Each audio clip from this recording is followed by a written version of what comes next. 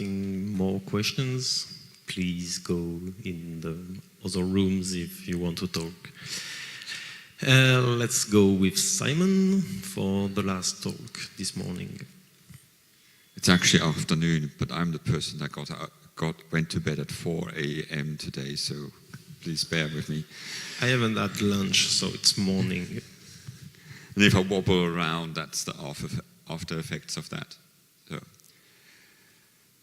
2-3 weeks back, somebody complained that I had messed up a whole street in Germany. And that Simon Poole has mapped complete road wrong. I had actually never been there and I've never mapped there. But I think it does show something we all screw up now and then. And one of the questions is, what keeps you from inadvertently messing up OpenStreetMap? Well, it's not the API. The API is the bit of our system which your editor interacts with, where when you're uploading data, you're interacting with our API. All this stuff here is what's going on when you're editing in JOSM and it suddenly dumps you onto the bridge of the enterprise. So this is stuff like, the versions increase sequentially, the object is actually there. You're not deleting a node which is actually a member of a way which is still on the server, and all that kind of stuff. And I don't know, most people don't know that, but you can actually have maximum 2,000 nodes in a way in OpenStreetMap. So it checks that as well. What it doesn't check is if the stuff that you're uploading actually has a correct geometry. For example, you don't have self-intersecting ways. It doesn't check for compliance with tagging schemes. It has actually no idea that there are tagging schemes. And it doesn't really check anything else. Which explains why stuff like this is possible. This is from Frederick's quality assurance site from OSM Inspector. These are actually ways which have duplicate nodes in them. That means that they have the same node twice adjacent in that way. It's not an awfully dreadful problem, but it's stuff that, you would assume the API would not accept, but it does. And you notice that our German friends tend to be very good about fixing this stuff. I was a week late making this screenshot, and all of them had gone. The density was roughly similar. You just don't edit. That's why you never make mistakes. So the thing that actually stops you from doing this stuff, or should stop you, is your editor, the tool that you use to add data to OSM. Should avoid breaking geometry. It should avoid creating these dupe nodes. It should support relations.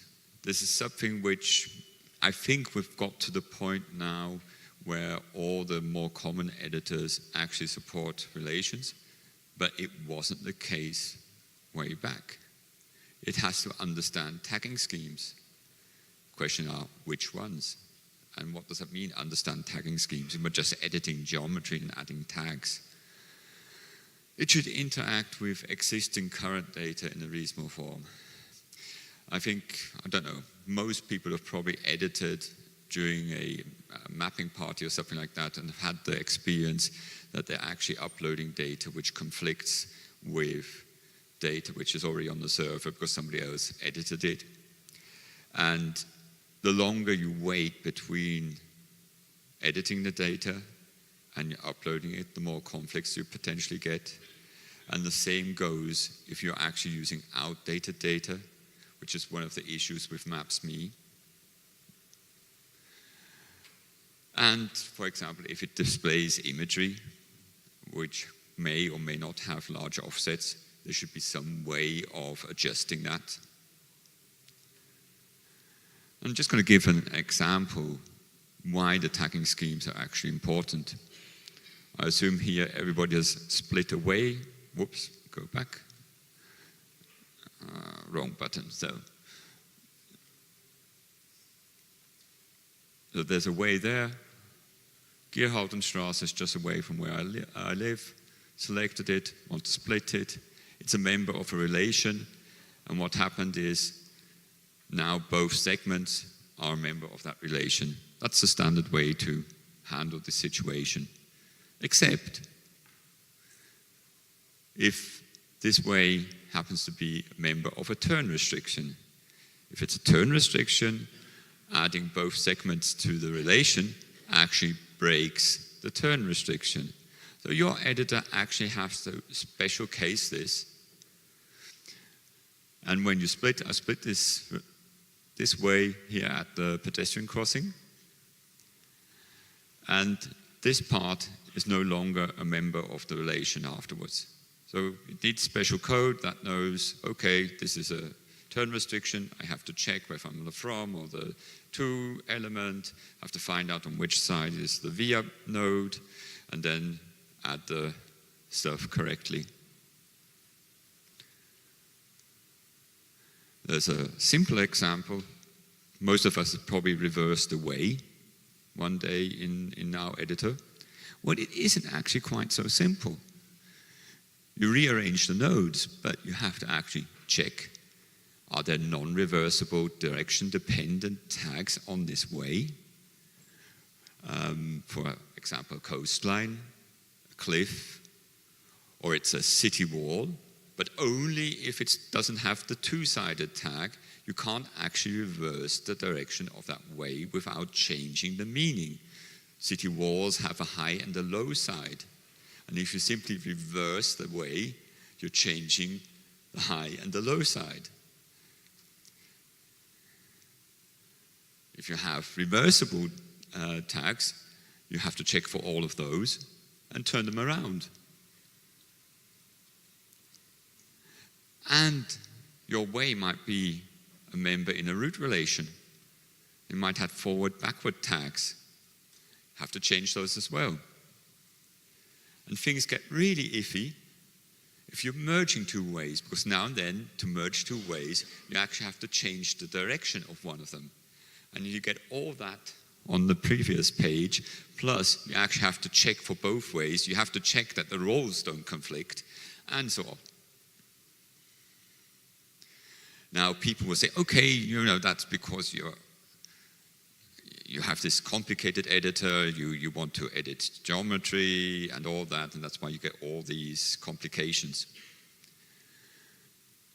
But simple implies, and I don't know, was anybody in the session before where Rob was talking? Rob said, people shouldn't have to know about OSM to edit OSM. So, simple implies the user doesn't have to know about OSM. The problem is that implies the editor has to know everything about OSM, and that is really, really hard. And it's particularly hard because we have this free-form tagging schemes, and nobody actually has to go and register their newfangled tagging scheme and tell editor developers about it. So we can never really know all of OSM. And the more you go away from raw OSM data with your abstractions, the more difficult it gets. And I offer one example. ID area type. There's no area type in OSM.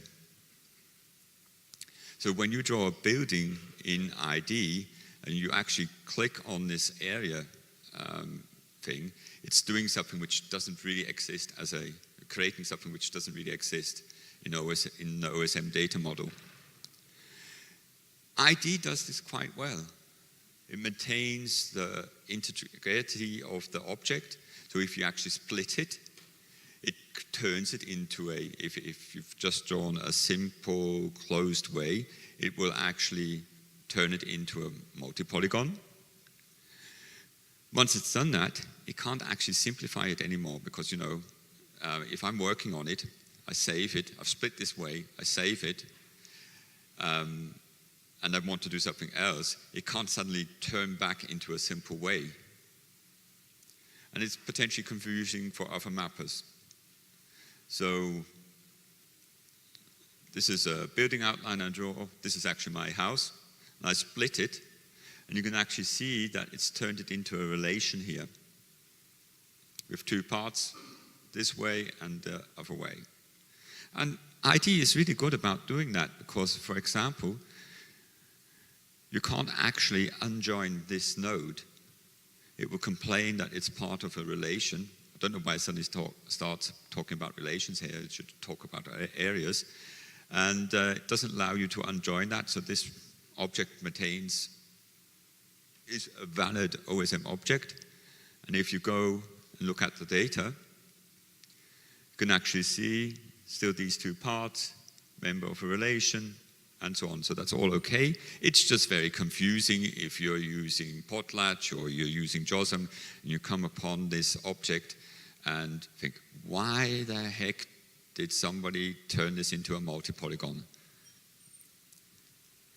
This, by the way, is the sandbox Frederick was referring to before.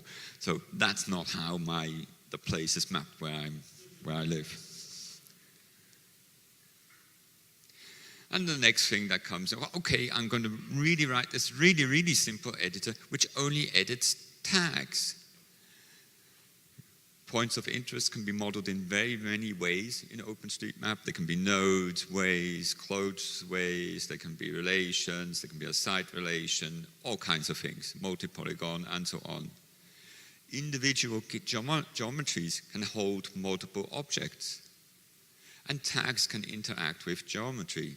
In fact, I just showed you an example, because all that means if you apply one of these tags to an object that you don't actually know which direction it is pointing in, you're messing data up. And this is another example. This is a road in Germany somewhere, which is a tram line, and it's a surface road at the same time. And ID actually had a bug in early versions where it would assume that there's only one main object on every geometry. So if you had edited this with ID, with that buggy version, it would have removed one of these two objects. And naturally the question is, okay, if this is so difficult, who protects you against broken editors? And the answer is very simple. Nobody. There is no verification. There's no validation. There is not even informal tests that, say, okay, this program is not really broken. And they don't get blocked. So if you have a broken editor, you can be using it for years on end and produce broken stuff. Now, there is one singularity in the history of OpenStreetMap. I quickly want to show you this because this is really funny, particularly for the people that say ban potlatch. It's this mail from the 5th of July 2009. As some may have noticed, JOSM had a serious bug causing lat-lon of nodes to be swapped when moving them and causing a chaos at some points. For details, look here.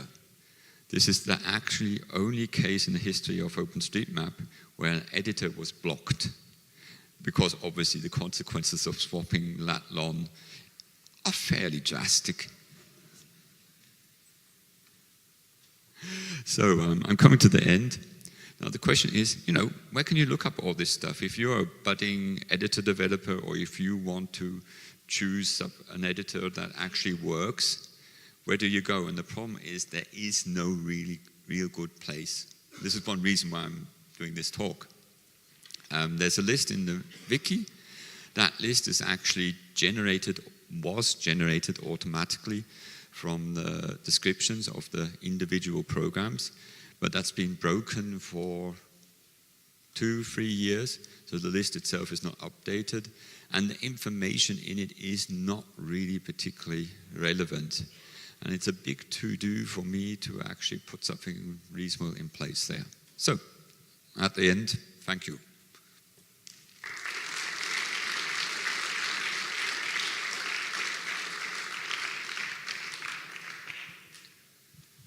So, if you're not too hungry, we will take questions.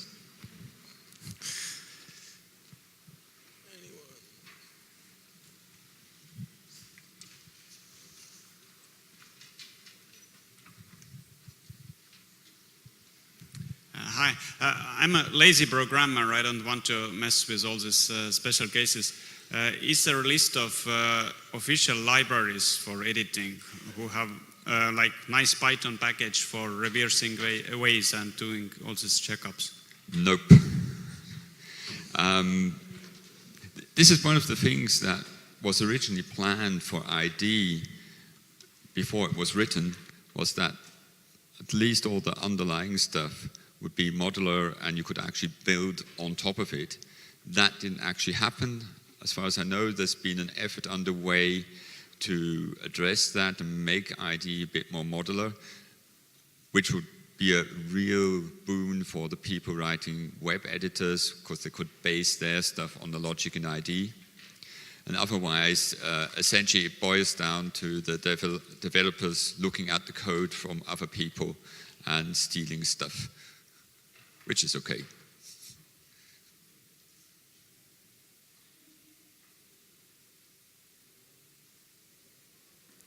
I wasn't controversial enough, obviously. Oh, I guess we will have lunch then. Yep. Thank you, Simon.